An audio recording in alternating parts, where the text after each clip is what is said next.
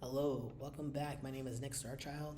I help people of color and queer folks change their lives through travel, sabbaticals, career transitions, and financial literacy.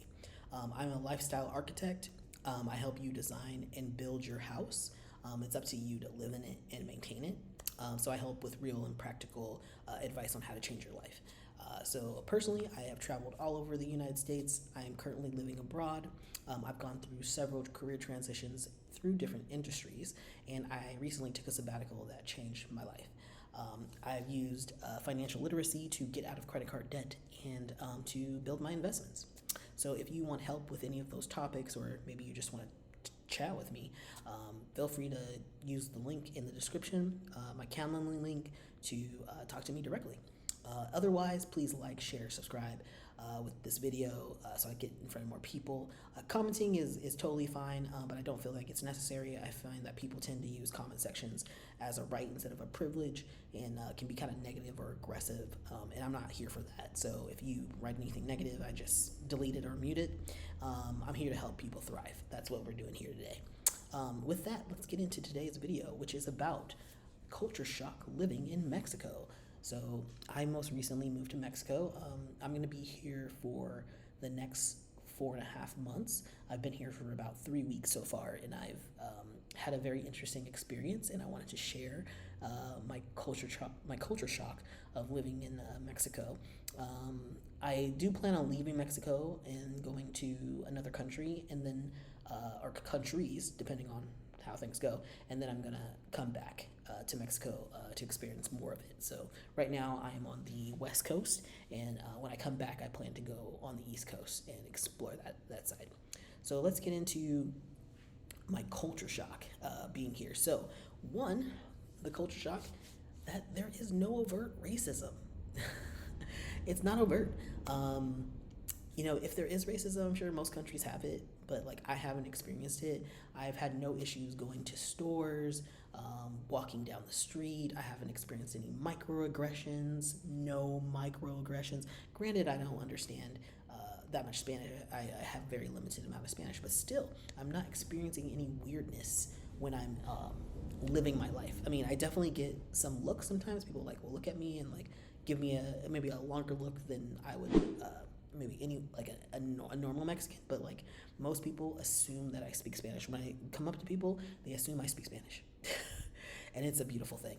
When you're in the United States, you feel the racism, you feel the discrimination, people looking at you, staring at you, following you around stores. People saying weird things to you at work or in daily life and things like that.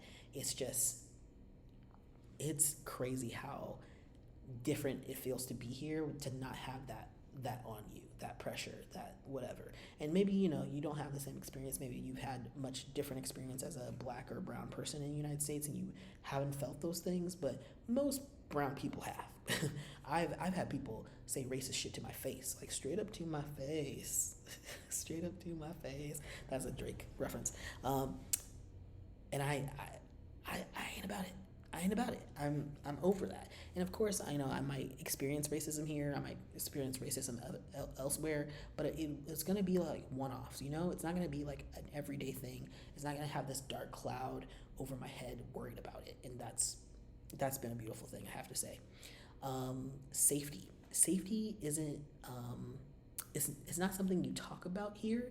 It just kind of is. Safety is. So like.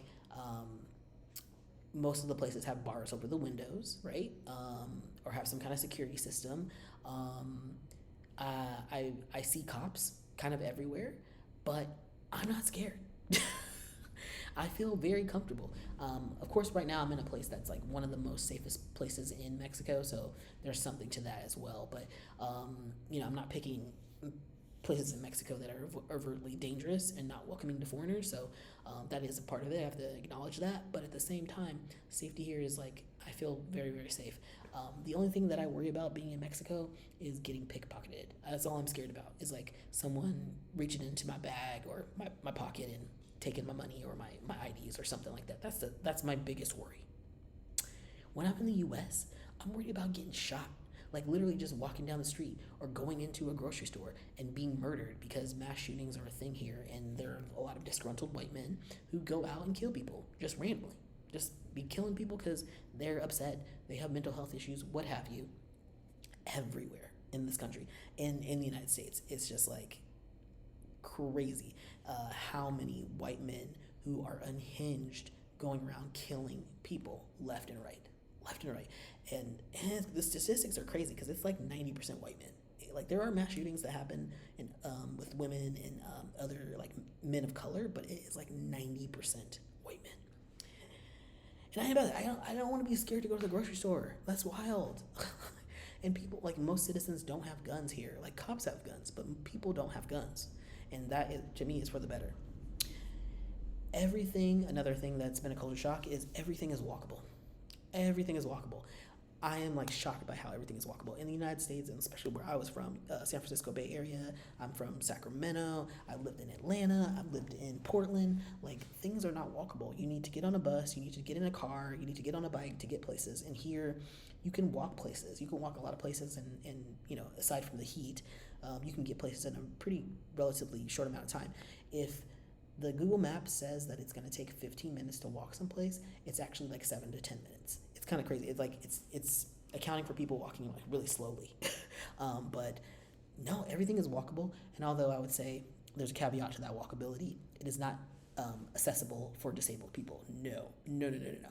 The roads are very uneven. A lot of the roads are cobblestone if it's not a main road, or even dirt sometimes. And like a lot of unevenness. You have to be like looking down when you walk because it's very easy to trip. So I wouldn't say that it's like safe to walk everywhere, but you can walk everywhere. If you are able-bodied, walking is not going to be an issue for you here. It's amazing. It's been a pleasure. I have to say, I've been like so happy to like walk places, and I love walking, and it's good for your body, it's good for your soul, it's good for your mental health to walk. So I've been walking a lot more places lately. When I meet people, when I do talk to people, when I tell them I'm an expat or that I'm a tourist, no one asks me what I do for work. It's a wonderful thing. It's a wonderful thing. In the United States, your job is your identity, and people will ask you, what do you do for work? What's your job? What do you do? Like they want to figure out what you do, because then that is your identity, and then they know how to treat you. So they're like, okay, I know that you do this job, so I know that I can put you on a pedestal or I can put you beneath me. I know how I can treat you now. And that's not how it is here. Like people just say, they don't ask you about what you do for work, or if they talk about their work, they're just mentioning it in passing. They're like, oh, I have to work, blah blah blah. They don't tell you what they do. They don't even mention it. They're just like, oh, I have work. I have to get off. I get off around 6. Blah blah blah. You don't talk about what you do. It's not important. It's not who you are as a person. It doesn't define you. Oh, it's been great. I cannot wait for that. And I've heard this not just in Mexico, but around the world. When you go to other places in other countries, work is not your life. It doesn't define you. And that's not how people think to talk to you. Like, that's not what you're going to talk about. You're going to talk about so many other things, not work.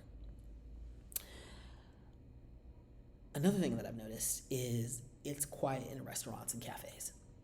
It's quiet. Now, it's quiet in restaurants and cafes in the U.S. too. Granted, yeah, that happens. Like there's certain places that are quiet, but not everywhere. Most places you go in the United States, it's loud. It's quite loud. Americans are loud. We're talking, we're yelling, we're doing all the things, and that's just not the case when you go out. When I go out, you can see that people are talking. You can even hear them murmuring a little bit, but people aren't projecting their voice. You're not hearing their whole damn conversation. People are more cognizant of the space that they're taking up and are not exuberant when they're out in public like that, unless, not inside of the restaurants. It's just more chill. And there might be music playing, so that's going to be the loudest thing in the place is probably the music. So that's been a really interesting culture shock of like going places and I'm like, ooh, it's quiet in here. Oh, all right. There's a lot of people in here, but it's real quiet. All right, let me not raise my voice too high. and I think that's a good thing. I think that it's really considerate of others.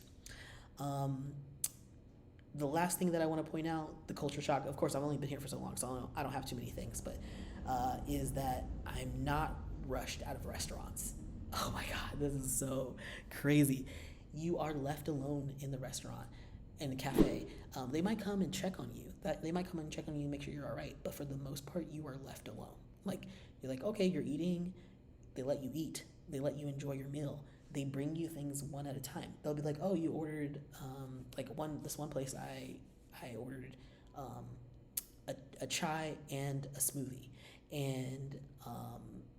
and food. And he was like, oh, what do you want first? And I was like, oh, what do I want first?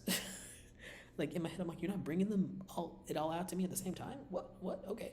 So no, he's like, no, yeah, what do you want first? So I got my chai first, I got my food, I drank that, and when I was done with my food, he came and took it, and he was like, okay, can I bring in your smoothie now? And I was like, yes. I was like so shocked. I was like, oh, yeah. And then he brought me my smoothie. I drank my smoothie. He left me alone. I just enjoyed it. I was doing it. And then after a while, I was like, all right, I think I'm ready to go. Like, they'll even bring you water sometimes if you're sitting for a while. You know, like they let you be. They let you live. Oh my God. Oh my God. That's so shocking to me to be left alone when you're eating. Because in the United States, it's all about that turnover, baby. They want you to get out so someone else can sit in that seat so they can make money. So they're coming to you, they're asking you how you're doing. They're trained to do that. They're trained to like check in all the time and then to get you out. So they can get their next table, they can get another tip, whatever. And it's just not that way here. People aren't buttering you up for tips. Like you can tip and it's nice. They appreciate it. Most people tip between 10 and 20%. 10 to 15 is more than normal. I typically tip 15, and every time I tip, people are surprised. They're like, oh, you're tipping me. Oh, thank you. So thank you so much. Like they're not looking to get tips. They're not living on their tips. So that has been a beautiful thing, and I've really enjoyed that. So that's what I would say in terms of culture shock. One of the culture shocks that I've experienced is not being rushed out. So to summarize all that, no overt racism. Safety is a thing, but it's not everything. Everything is walkable. No one's asking me what I'm doing. It's quiet in restaurants and cafes, and you don't get rushed out of those restaurants and cafes. They let you be. Ooh, it's been a beautiful, beautiful thing, I have to say. I really enjoyed my time here. So, and I can't wait to be shocked even more by other things. So, if more things come up, I'll definitely make another video about other culture shocks. But yeah, thank you for watching this video. If you found it rewarding or interesting or helpful, please like it, share it with other people so I can grow my channel and reach the people that I need to reach. So, appreciate you, and I will see you in the next one. Later.